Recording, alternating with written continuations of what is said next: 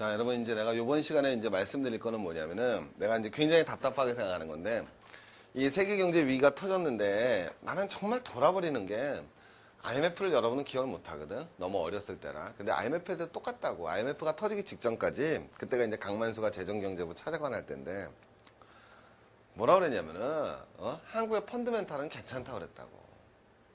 펀드멘탈이 기초는 괜찮다고 그러는 거 아니야. 그게 10년 전이었거든? 근데 나는 정말 어이가 없는 게, 요번 경제 위기가 왔을 때에도 지금은 모르겠는데 얼마 전까지만 하더라도 얼마 전 며칠 전이야 똑같이 얘기했다고. 한국의 펀드멘탈은 괜찮다고. 정말 얼마 그게 무식하다고 얘기를 해야 될지 뭐 개념이 없다고 그래야 될지 여러분 한번 봐봐라. 미국이 다우존스 지수가 미국의 주가 지수 아니야? 13,000포인트에서 지금 8,500포인트가 됐어. 경제 위기 누구 때문에 발생했니? 미국 때문에 발생했지. 우리 얼마? 2050포인트에서 1030포인트가 됐어. 우리는 완전히 반박살 났고 미국 주가보다 우리가 더 빠졌어. 야, 경제가 약해지면 그 나라 화폐 가치는 세져야 돼, 약해져야 돼? 약해져야 되지. 지금 경제 위기로 인해 달러 가치는 기본적으로 뭐가 되겠어? 평가절하되고 있어. 어디에 비해서는? 엔화에 비해서는 평가절하되고 있단 말이야. 자, 그런데도 우리 원화는 어떻게 되고 있어? 지금 잠깐 쳤지? Sorry. 자, 원화는 어떻게 되고 있니? 원화는 훨씬 더 평가절하되고 있단 말이야. 1달러에 1,050원 하다 1달러에 1,400원까지 지금 밀렸는데, 그때마다 이제 하는 얘기가 외국인이 우리나라에서 많이 팔아나간다 이 얘기를 하는데, 그 얘기도 또 하려면 끝이 없는데, 일단 이 얘기부터 가보자. 그것도 여러분 우리가 금리 인하하기도 굉장히 어려운 거야, 지금 상황에서. 왜냐면 지금 외국인이 우리나라 주식시장에서 달러 가지고 팔고 나가고 있잖아. 근데 이게 지금 굉장한 게 외국인 달러 팔고 나가고 있는데 주식을 팔고 나가고 있다고 미친 듯이. 그래서 외국인 지분이 낮아졌는데 주식만 파는 게 아니라 채권도 팔고 나가거든. 근데 우리나라 금리를 낮추면 외국 사람 입장에서 한국에다가 채권 투자하고 싶니? 이 말 어렵지. 어렵게 생각하지 말고 우리나라 금리가 높아. 우리나라 은행 금리, 채권 금리라고 그러는데 채권을 살 때 이자율을 10%를 준대. 예를 들면 금리가 높으면 너 같으면 우리나라 자 봐봐. 미국 채권 금리는 3%고 우리나라 채권 금리는 10%야. 그러면 너 미국 거 살 거야, 우리나라 거 살 거야? 당연히 우리나라 거 사잖아. 그러면 우리나라 채권 금리가 높으면은 미국 달러가 어떻게 되겠어? 우리나라에서 채권을 살려고 그러면은 뭘 해야 되겠어? 뭐 원화로 사야겠지. 그럼 뭘 팔고? 달러를 팔고 원화에 사겠지. 그러면 달러가 많이 팔리니까 달러 가격은 비싸지겠어, 싸지겠어? 싸진다니까. 그럼 환율이 떨어진다고. 우리가 금리 인하도 여러분 쉽게 아니야. 내가 얼마 전에 한국은행에서 금리를 인하하더라고. 한국 경제가 어려워지니까. 근데 그것도 불가피한 선택이라는 건 인해하지만 금리 인하가 쉬운 게 아니라고. 왜? 안 그래도 지금 주식도 팔고 나가고 있는데 채권까지 확 팔고 나가가 봐. 이거 금리를 낮춰봐. 9%, 8%, 7%. 그럼 뭐해? 한국 채권 사겠냐? 안 사지. 한국 채권 안 산다는 얘기는 걷고 한국 채권 판다는 얘기야. 그러면 원화 팔고 다시 또 뭘 사야 돼? 가지고 나가려면 달러 살 거 아니야. 그럼 달러 가격은 뭐해? 더 올라갈 수밖에 없지. 그러니까 지금 굉장히 환율이 위기 때에는 금리 정책 하나하나도 신중해 들어가야 되는데 그런 거에 대한 고려가 없죠. 자, 제가 말하고 싶어. 이제 원래대로 돌아와서 도대체 말들 한다 이거야. 왜 세계 경제 위기고 미국 경제가 위기가 닥쳤는데 한국은 더 큰 위기가 닥치냐 이거야. 실제로 우리 고위관리들처럼 말이야 말하는 것처럼 한국의 펀드멘탈이 괜찮으니까 자 한번 가봅시다. 왜? 한국 경제는 세계 경제 위기에 취약한 이유는 크게 이 세 가지로 바라볼 수 있어. 첫 번째, 한국 경제가 수출 주도형 경제라는 거야. 봐, 이제 앞으로 곧 가시화 되겠지만 지금까지는 몰라도 내년부터는 환율이 오르면 원래 1달러 1,000원 하다가 1달러 1,500원이 됐어. 그러면은 이제 이건 하지 말자. 하도 지겹게 가르쳤으니까. 자, 수출 감소하니 증가하니? 당연히 수출 증가할 거 아니야. 미국으로 수출하는 우리나라 제품의 가격이 뭐하니까? 싸지니까. 근데 최근에는 골 때리는 거야. 왜? 환율이 상승해도 수출이 증가하지 않아. 왜? 세계 경제가 워낙 침체됐으니까. 그럼 이제 수출 감소가 들어온단 말이야. 야, 한국 경제의 제일 큰 문제, 수출 주도형 경제라고. 두 번째, 한국의 자원과 식량이 뭐가 돼? 무기화된다. 아까 내가 말했지만 일부에서 내가 말했지만 기본적인 현재 세계 경제 위기의 근본적인 것에는 석유 가격과 곡물 가격의 인상이 있었다고. 그러면 석유 가격과 곡물 가격의 인상에 취약한 국가일수록 먼저 가는 거야. 그게 한국이야. 거기다 세 번째, 노무현 김대중 정권 이후에 내가 여러분 이명박 비판한다고 그래갖고 노무현이나 김대중 정권의 경제정책이 좋았다는 게 아니라 그 이후에 중산층의 몰락이 있었기 때문에 이게 한국 경제 위기를 갖다 불러온다고. 자, 어떻게 되는지 이제 하나씩 가볼게. 선생님도 속상하다 이거 가르치면서. 내가 이거 하나 물어볼게. 자, 여러분 봐봐. 우리가 2000년도 이후에 말이야. 우리가 수출 주도형 경제라는데 어때? GDP에서 수출이 차지하는 비중이 커졌을까 작아졌을까? 뭐 생각해 본 적이 없겠지. 맨날 소녀시대 효리만 효리가 소녀시대 왜 나와? 야, 소녀시대 소희만 생각하지 말고 아니야. 야, 중요한 거 아니야. 자, 뭐가 중요한 거냐? 웃지 말고. 야, 뭐가 되는 거냐면 이거 봐봐. 우리가 박정희 대통령 이후 1970년 이후 수출 주도형 발전 전략을 취했어. 그게 나쁜 건 아닌데 2000년 이후에도 마찬가지야. GDP 대비 수출 비중이 2000년도 이후에도 지속적으로 증가해 왔다고. 그래서 GDP 대비 수출 비중이 64.9%나 되는 나라야.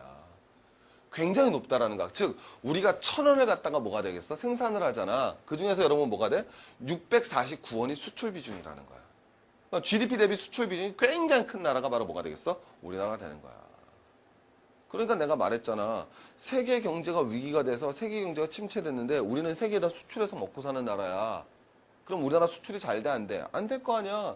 그럼 야, 어느 나라부터 내수 중심의 발전을 취한 나라가 위험해지겠니? 수출 중심의 발전을 취한 나라가 위험해지겠니? 뻔한 거 아니야. 한국 경제는 GDP에서 수출이 차지하는 비중이 크기 때문에 세계 경제가 어려우면 바로 직격탄을 맞을 수밖에 없는 거야. 간단한 거지. 야, 세계 경제가 침체되니까 제일 먼저 우리나라에서 무슨 주가부터 박살난 것 같아? 조선주. 조선. 우리나라 조선 강국 아니야. 세계 최강의 조선 국가라고. 배 만드는 기술이 작살이야. 요새 드라마에도 나오잖아. 그 드라마 이름 뭐야?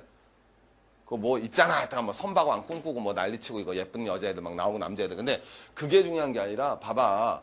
세계 경제가 침체됐다는 얘기는 서로 수출 수입이 줄어드는 거야. 물동량이 줄어들어. 그럼 수출 수입할 때 뭐 가지고 하냐? 배 가지고 하지. 그럼 앞으로 배 만들 일이 많아져, 줄어들어. 줄어들으니까 제일 먼저 조선 경제가 가는 거야.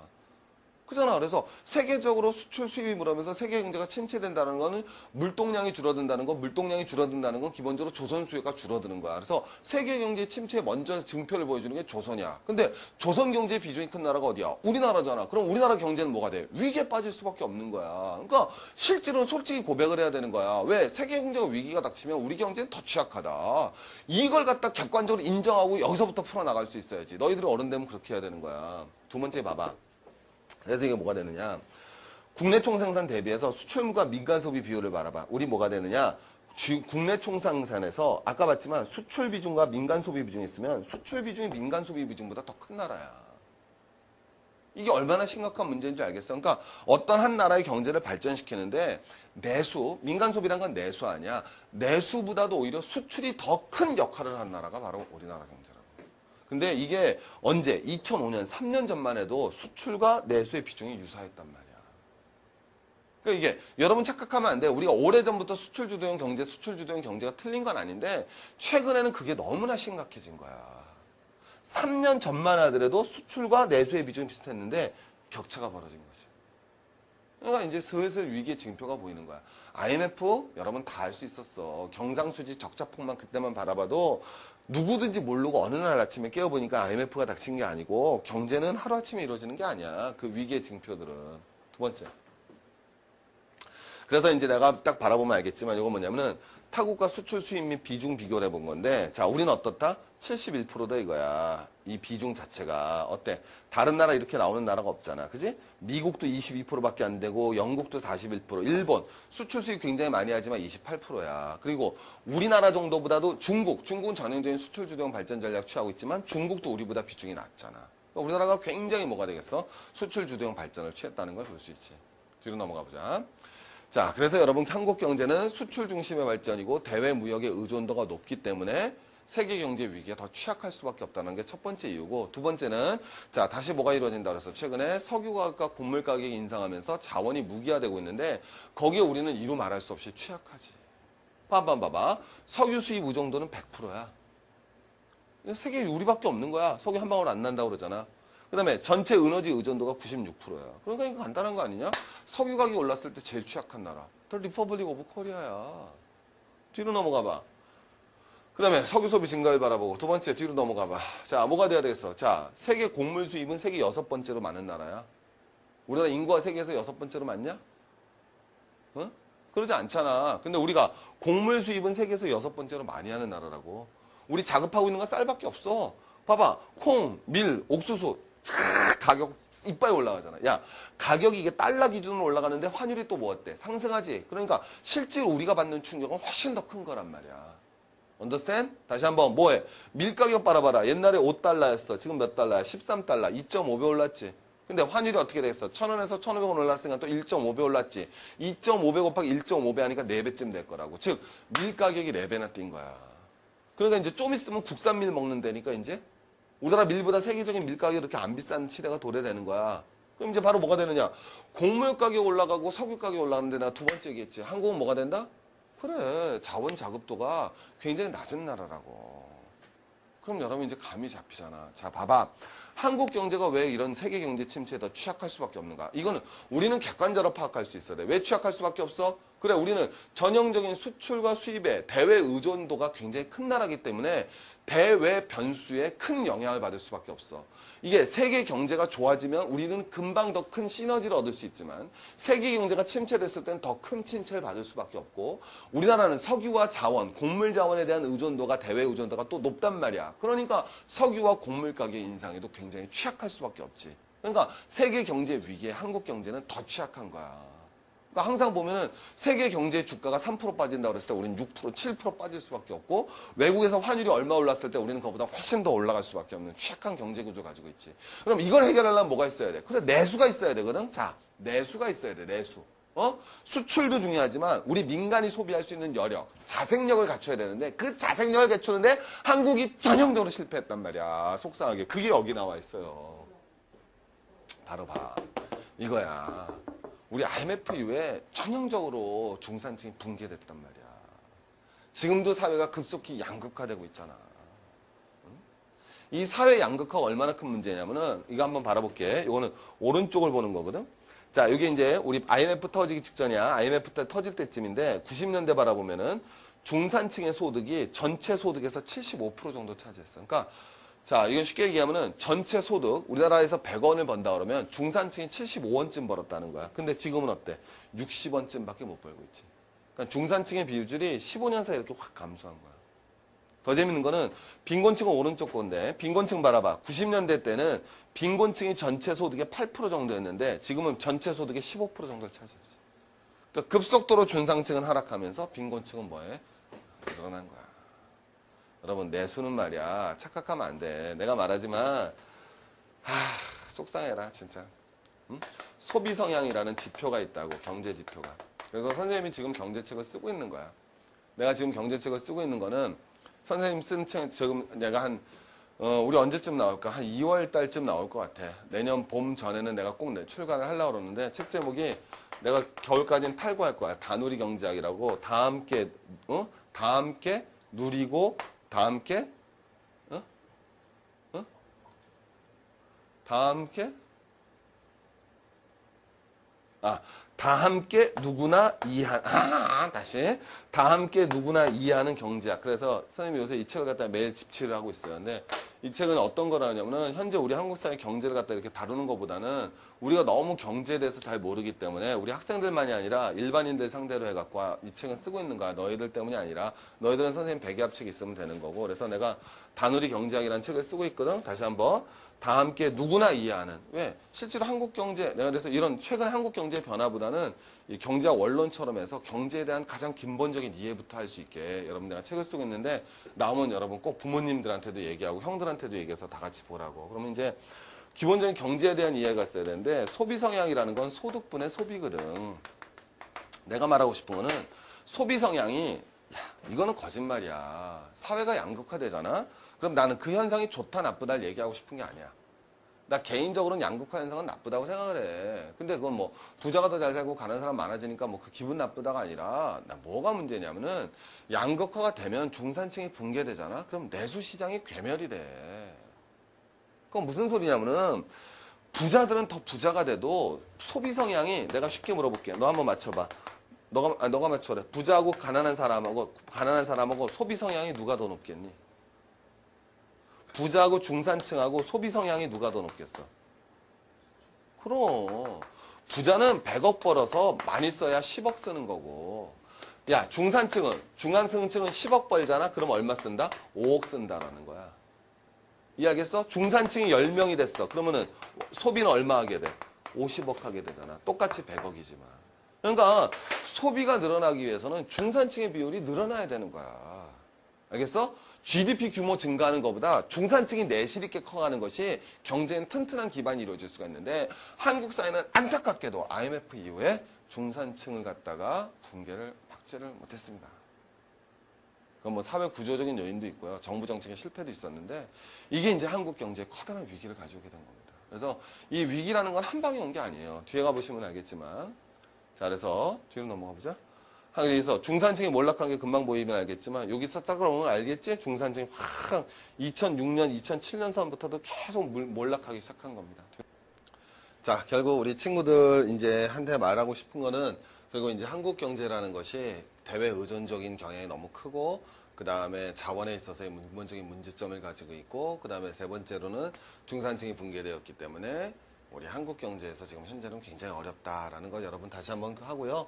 아마 이제 앞으로 우리가 이 경제를 갖다 위기를 벗어나기 위해서는 기본적으로 중산층을 갖다가 어떻게 하면은 다시 살려낼 수 있을 것인가라는 것이 전반적인 사회적인 그것이 총합이 이루어져야 될 겁니다. 그래서 이런 정책 방향으로 가고 갈 때만이 좀 근본적인 회복이 가능하지 않을까 싶어요. 자, 그래서 마지막으로 우리 친구들한테 말하고 싶은 거는 결국 우리 친구들 이제 관심 많은데 이제 내가 이거는 선생님이 요번에 이제 뭐 여러 가지 좀 기회가 돼갖고 강의를 갖다 여러 군데서 하는데 내가 꼭 말씀만 드리고 싶은 거는 이제는 오히려 거꾸로 자기에게 투자해야 될 시대다 이거예요.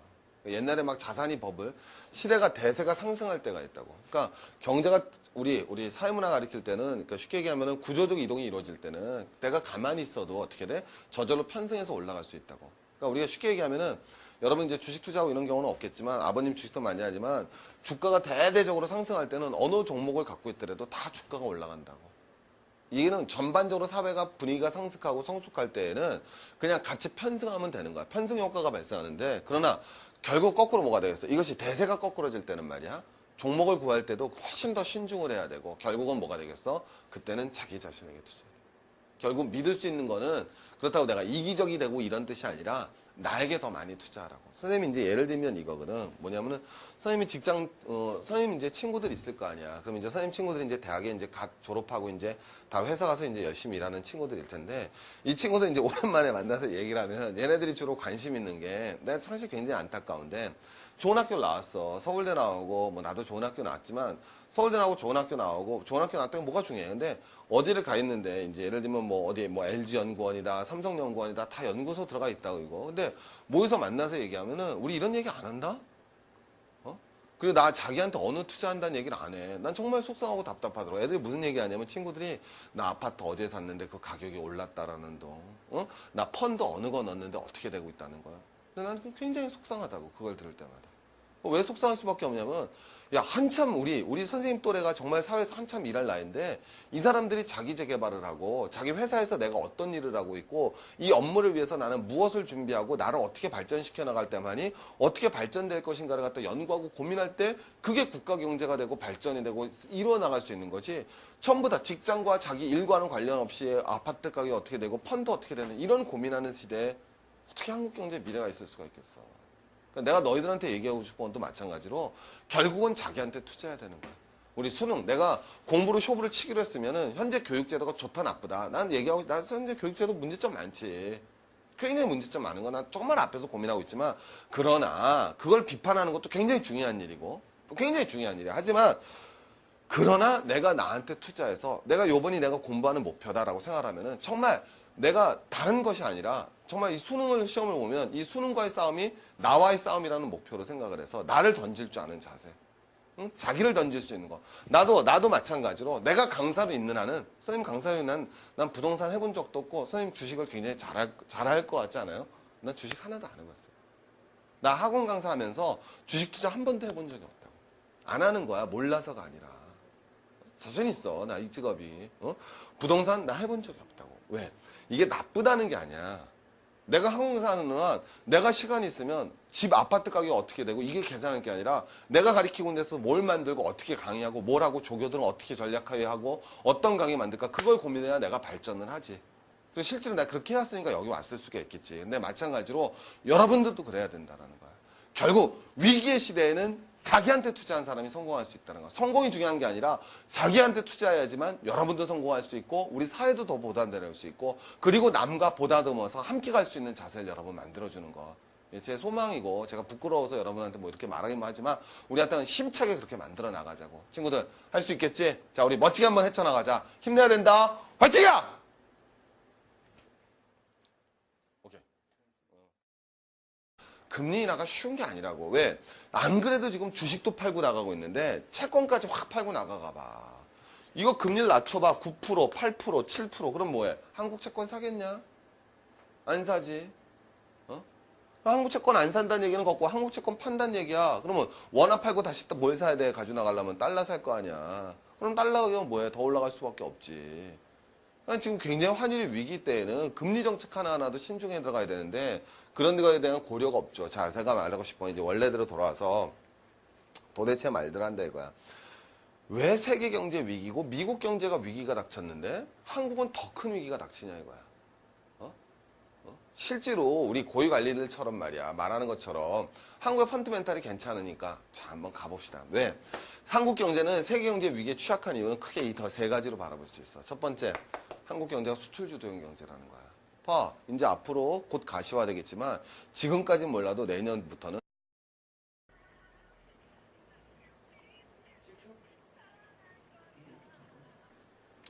자, 여러분 이제 내가 이번 시간에 이제 말씀드릴 거는 뭐냐면은 내가 이제 굉장히 답답하게 생각하는 건데 이 세계 경제 위기가 터졌는데 나는 정말 돌아버리는 게 IMF를 여러분은 기억을 못 하거든. 너무 어렸을 때라. 근데 IMF도 똑같다고. IMF가 터지기 직전까지 그때가 이제 강만수가 재정경제부 차장관 할 때인데 뭐라 그랬냐면은 한국의 펀드멘탈은 괜찮다 그랬다고.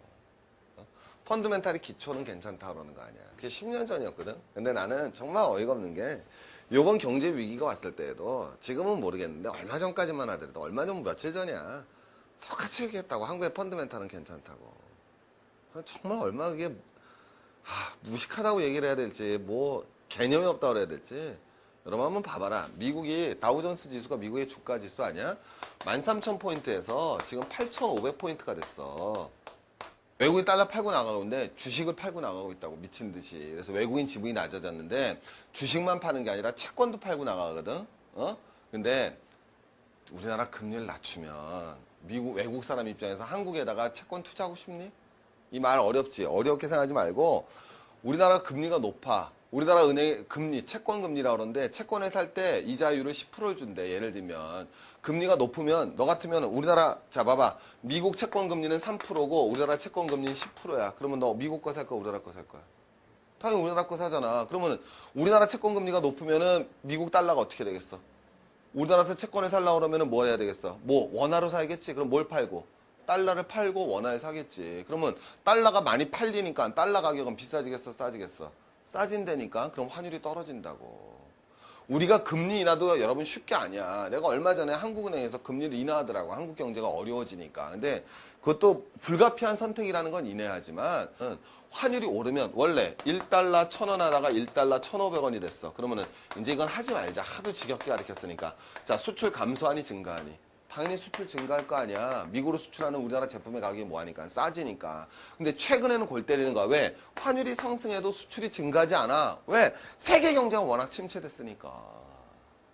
그럼 이제 수출 감소가 들어온단 말이야. 야, 한국 경제의 제일 큰 문제 수출 주도형 경제라고. 두 번째, 한국의 자원과 식량이 뭐가 돼? 무기화된다.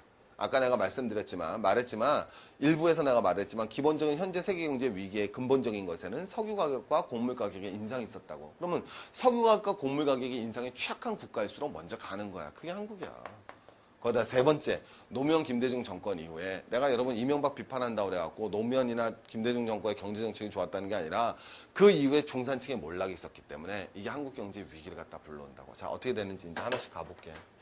선생님도 속상하다 이거 가르치면서. 경제 위기 누구 때문에 발생했니? 미국 때문에 발생했지. 우리 얼마? 2050포인트에서 1030포인트가 됐어. 우리는 완전히 반박살 났고 미국 주가보다 우리가 더 빠졌어. 야, 경제가 약해지면 그 나라 화폐 가치는 세져야 돼, 약해져야 돼? 약해져야 되지.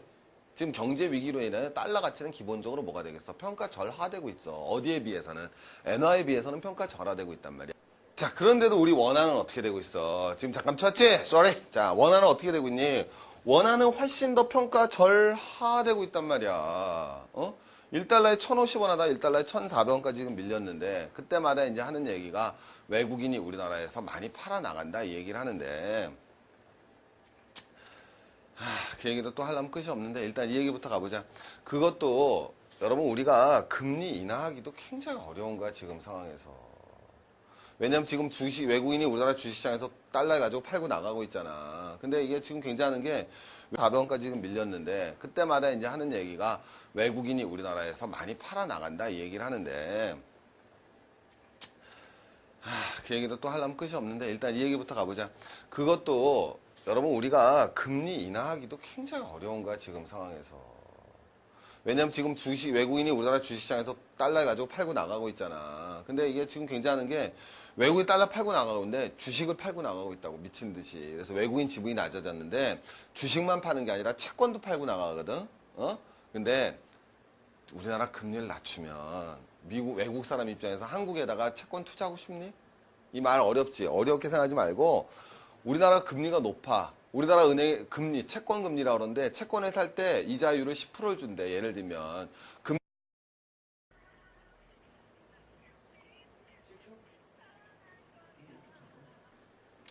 자, 여러분 이제 내가 이번 시간에 이제 말씀드릴 거는 뭐냐면은, 내가 이제 굉장히 답답하게 생각하는 건데, 이 세계 경제 위기가 터졌는데 나는 정말 돌아버리는 게, IMF를 여러분은 기억을 못 하거든. 너무 어렸을 때라. 근데 IMF도 똑같다고. IMF가 터지기 직전까지, 그때가 이제 강만수가 재정경제부 차장관 할 때인데, 뭐라 그랬냐면은, 한국의 펀드멘탈은 괜찮다고 그랬다고. 펀드멘탈이 기초는 괜찮다고 그러는 거 아니야. 그게 10년 전이었거든. 근데 나는 정말 어이가 없는 게, 요번 경제 위기가 왔을 때에도, 지금은 모르겠는데 얼마 전까지만 하더라도, 얼마 전 며칠 전이야, 똑같이 얘기했다고. 한국의 펀드멘탈은 괜찮다고. 정말 얼마 그게, 뭐지? 어? 한국 채권 안 산다는 얘기는 걷고 한국 채권 판다는 얘기야. 그러면 원화 팔고 다시 또 뭘 사야 돼? 가지고 나가려면 달러 살 거 아니야. 그럼 달러 가격은 뭐해? 더 올라갈 수밖에 없지. 아니, 지금 굉장히 환율이 위기 때에는 금리 정책 하나하나도 신중해 들어가야 되는데, 그런 거에 대한 고려가 없죠. 자, 제가 말하고 싶어. 이제 원래대로 돌아와서 도대체 말들 한다 이거야. 왜 세계 경제 위기고 미국 경제가 위기가 닥쳤는데 한국은 더 큰 위기가 닥치냐 이거야. 어? 실제로 우리 고위 관리들처럼 말이야, 말하는 것처럼 한국의 펀드멘탈이 괜찮으니까 자 한번 가봅시다. 왜? 한국 경제는 세계 경제 위기에 취약한 이유는 크게 이 더 세 가지로 바라볼 수 있어. 첫 번째, 한국 경제가 수출 주도형 경제라는 거야. 봐, 이제 앞으로 곧 가시화 되겠지만 지금까지는 몰라도 내년부터는 환율이 오식하다고 얘기를 해야 될지 뭐 개념이 없다고 그래야 될지, 여러분 한번 봐봐라. 미국이 다우존스 지수가 미국의 주가 지수 아니야? 13,000포인트에서 지금 8,500포인트가 됐어. 경제 위기 누구 때문에 발생했니? 미국 때문에 발생했지. 우리 얼마? 2,050포인트에서 1,030포인트가 됐어. 우리는 완전히 반박살 났고 미국 주가보다 우리가 더 빠졌어. 야, 경제가 약해지면 그 나라 화폐 가치는 세져야 돼, 약해져야 돼? 약해져야 되지. 지금 경제 위기로 인해 달러 가치는 기본적으로 뭐가 되겠어? 평가 절하되고 있어. 어디에 비해서는? 엔화에 비해서는 평가 절하되고 있단 말이야. 자, 그런데도 우리 원화는 어떻게 되고 있어? 지금 잠깐 쳤지? Sorry. 자, 원화는 어떻게 되고 있니? 원화는 훨씬 더 평가 절하되고 있단 말이야. 1달러에 1,050원 하다 1달러에 1,000. 금리가 높으면, 너 같으면 우리나라, 자, 봐봐. 미국 채권 금리는 3%고 우리나라 채권 금리는 10%야. 그러면 너 미국 거 살 거야, 우리나라 거 살 거야? 당연히 우리나라 거 사잖아. 그러면 우리나라 채권 금리가 높으면은 미국 달러가 어떻게 되겠어? 우리나라에서 채권을 살려고 그러면은 뭘 해야 되겠어? 뭐 원화로 사야겠지. 그럼 뭘 팔고? 달러를 팔고 원화에 사겠지. 그러면 달러가 많이 팔리니까 달러 가격은 비싸지겠어, 싸지겠어? 싸진다니까. 그럼 환율이 떨어진다고. 우리가 금리 인하도 여러분 쉽게 아니야. 내가 얼마 전에 한국은행에서 금리를 인하하더라고. 한국 경제가 어려워지니까. 근데 그것도 불가피한 선택이라는 건 인해하지만 금리 인하가 쉬운 게 아니라고. 왜? 안 그래도 지금 주식도 팔고 나가고 있는데 채권까지 확 팔고 나가가 봐. 이거 금리를 낮춰봐. 9%, 8%, 7%. 그럼 뭐해? 한국 채권 사겠냐? 안 사지.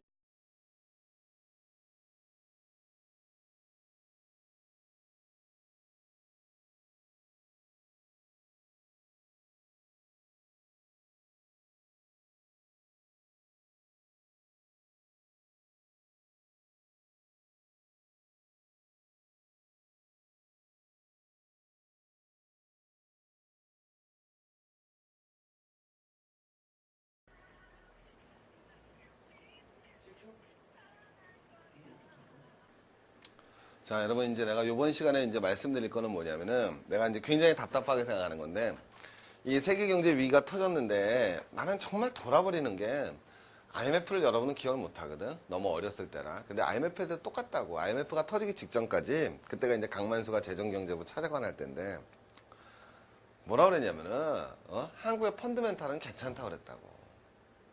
펀드멘탈이 기초는 괜찮다고 그러는 거 아니야. 그게 10년 전이었거든? 근데 나는 정말 어이가 없는 게, 요번 경제 위기가 왔을 때에도 지금은 모르겠는데 얼마 전까지만 하더라도 얼마 전 며칠 전이야. 똑같이 얘기했다고. 한국의 펀드멘탈은 괜찮다고. 정말 얼마 그게 무식하다고 얘기를 해야 될지 뭐 개념이 없다고 그래야 될지 여러분 한번 봐봐라. 미국이 다우존스 지수가 미국의 주가 지수 아니야? 13,000포인트에서 지금 8,500포인트가 됐어. 경제 위기 누구 때문에 발생했니? 미국 때문에 발생했지. 우리 얼마? 2050포인트에서 1030포인트가 됐어. 우리는 완전히 반박살 났고 미국 주가보다 우리가 더 빠졌어. 야, 경제가 약해지면 그 나라 화폐 가치는 세져야 돼, 약해져야 돼? 약해져야 되지. 지금 경제 위기로 인해 달러 가치는 기본적으로 뭐가 되겠어? 평가절하되고 있어. 어디에 비해서는? 엔화에 비해서는 평가절하되고 있단 말이야. 자, 그런데도 우리 원화는 어떻게 되고 있어? 지금 잠깐 쳤지? Sorry. 자, 원화는 어떻게 되고 있니? 원화는 훨씬 더 평가 하권까지 확 팔고 나가가 봐. 이거 금리를 낮춰봐. 9%, 8%, 7%. 그럼 뭐해? 한국 채권 사겠냐? 안 사지. 한국 채권 안 산다는 얘기는 걷고 한국 채권 판다는 얘기야. 그러면 원화 팔고 다시 또 뭘 사야 돼? 가지고 나가려면 달러 살 거 아니야. 그럼 달러 가격은 뭐해? 더 올라갈 수밖에 없지. 지금 굉장히 환율이 위기 때에는 금리 정책 하나하나도 신중해 들어가야 되는데 그런 거에 대한 고려가 없죠. 자, 제가 말하고 싶어. 이제 원래대로 돌아와서 도대체 말들 한다 이거야. 왜 세계 경제 위기고 미국 경제가 위기가 닥쳤는데 한국은 더 큰 위기가 닥치냐 이거야.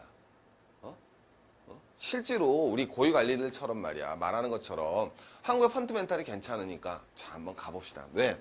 한국 경제는 세계 경제 우리나라 은행 금리 채권 금리라고 그러는데 채권을 살 때 이자율을 10%를 준대. 예를 들면 금리가 높으면 너 같으면 우리나라 자 봐봐 미국 채권 금리는 3%고 우리나라 채권 금리는 10%야. 그러면 너 미국 거 살 거야 우리나라 거 살 거야? 당연히 우리나라 거 사잖아. 그러면 우리나라 채권 금리가 높으면은 미국 달러가 어떻게 되겠어? 우리나라에서 채권을 살려고 그러면 뭘 해야 되겠어? 뭐 원화로 사야겠지? 그럼 뭘 팔고? 달러를 팔고 원화에 사겠지. 그러면 달러가 많이 팔리니까 달러 가격은 비싸지겠어? 싸지겠어? 싸진다니까? 그럼 환율이 떨어진다고. 우리가 금리 인하도 여러분 쉽게 아니야. 내가 얼마 전에 한국은행에서 금리를 인하하더라고. 한국 경제가 어려워지니까. 근데 그것도 불가피한 선택이라는 건 인해하지만 금리 인하가 쉬운 게 아니라고. 왜? 안 그래도 지금 주식도 팔고 나가고 있는데 차화되고 있단 말이야.